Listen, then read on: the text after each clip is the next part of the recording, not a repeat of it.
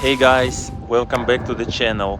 In this episode I am preparing my 330i for stage 2 tuning, and I'm going to share with you some unexpected surprises I had with my car. Stage 2 tuning for the G series B48 engine involves essential hardware modifications, including a downpipe and an intake. While there are optional modes available for stage 2, such as exhaust, turbo, cooling system, fuel system and ignition system upgrades, I decided to take a gradual approach and focused on upgrading the downpipe and intake. If you missed the previous video, you can catch up on the intake upgrade there. Now let's dive into the options for the downpipe. There are three main choices available. No check engine light guarantee downpipes. These downpipes are the most premium and comply with the emission standards like Euro 6. You won't have to worry about the dreaded check engine light appearing on your dashboard. While the power gains and sound improvements are moderate, these downpipes tend to be more expensive. The specific details about the catalyst may not always be clear, but I believe they come with a 400 cell catalytic converter. 200 cell cutted downpipes. These downpipes strike a good balance between price, sound improvements and power gains. However, using these downpipes will trigger the check engine light on your BMW after some time. To fix this, you will need an ECU tune. Keep in mind that emission regulations may vary in different countries, so it's essential to check if your car will pass mandatory emission checks with this type of downpipe. Cutless downpipes. This option is the most budget-friendly but comes with some trade-offs. Cutless downpipes have no catalytic converter, resulting in the loudest and least restrictive airflow. However, they produce a strong and unpleasant smell due to the emission of harmful gases.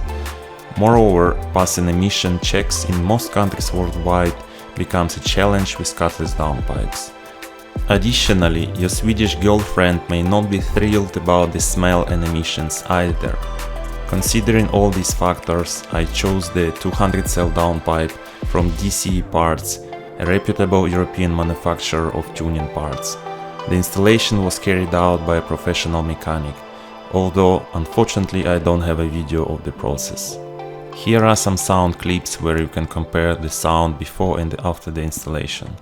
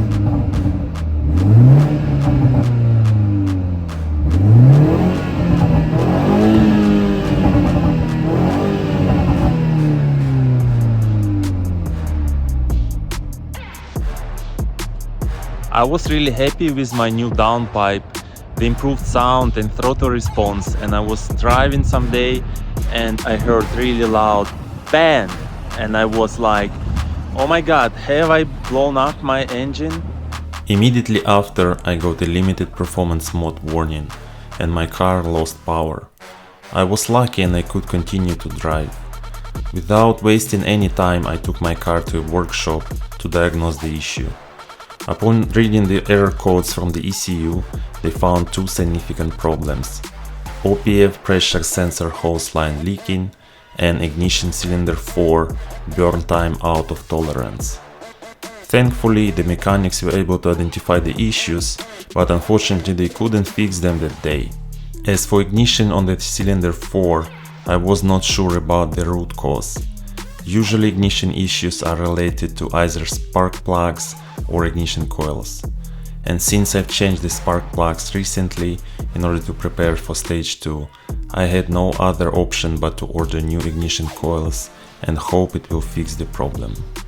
Fast forward a few weeks and the much awaited parts for my car have finally arrived, and I decided to repair the hose myself. Here is the hose that caused all the trouble. As you can see, it's completely detached from the downpipe. The tear is quite evident, rendering it useless.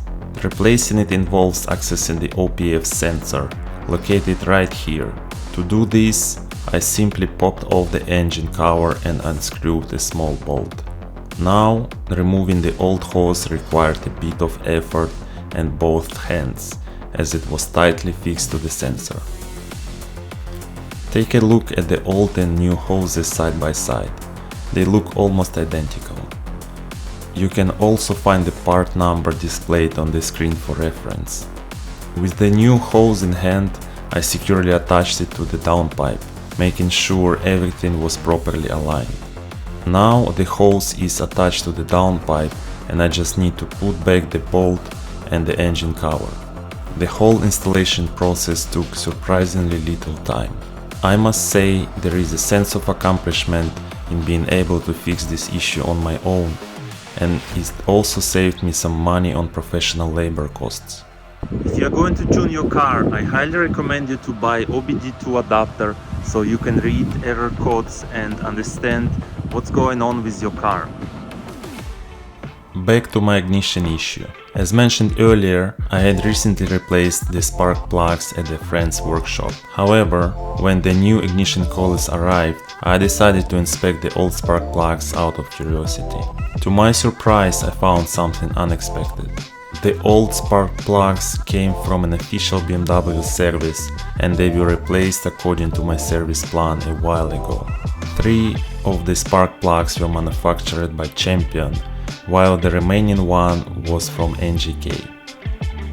Upon closer examination, I noticed a distinct difference in their appearance.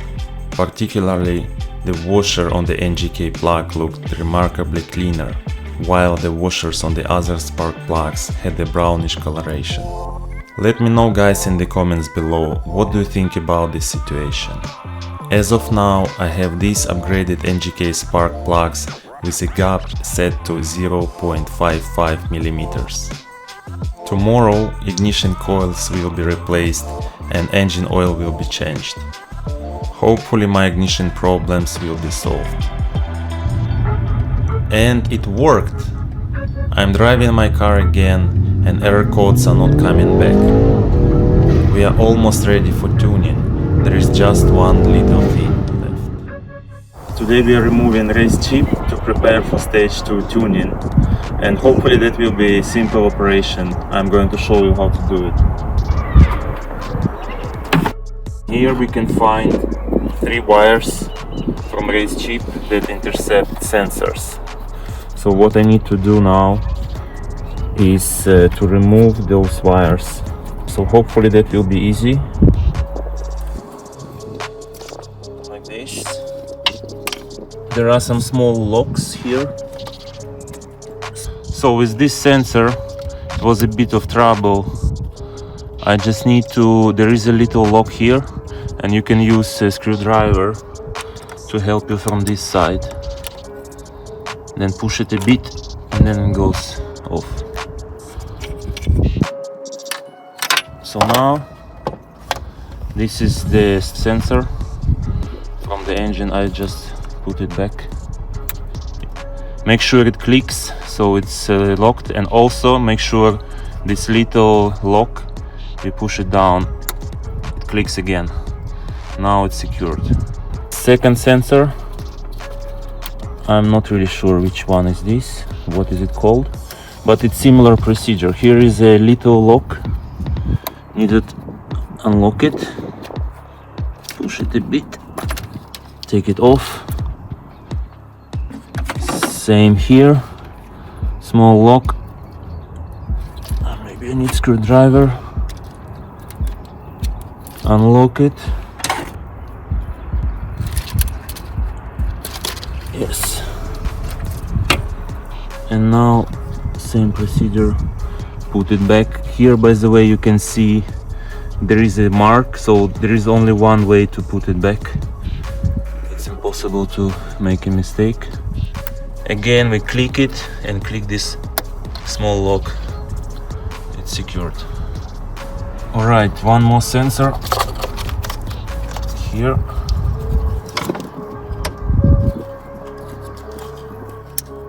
Unclick it and goes off. Yeah, this one is a little bit more difficult to take off. I'll try again. Yes. All right. So now I just need to put back this guy here.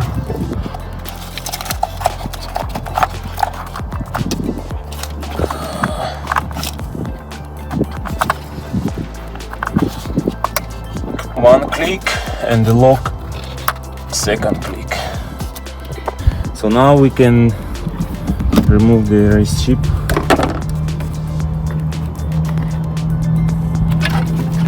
These are wires. Here is the box. So now what I need to cut this little clamp.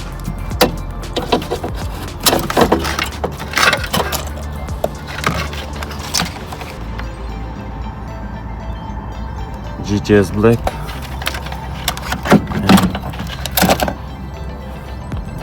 And also I need to remove wires now. So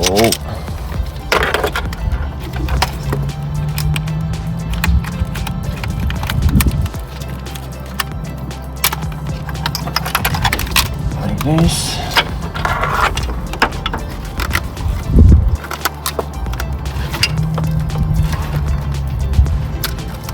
And like this.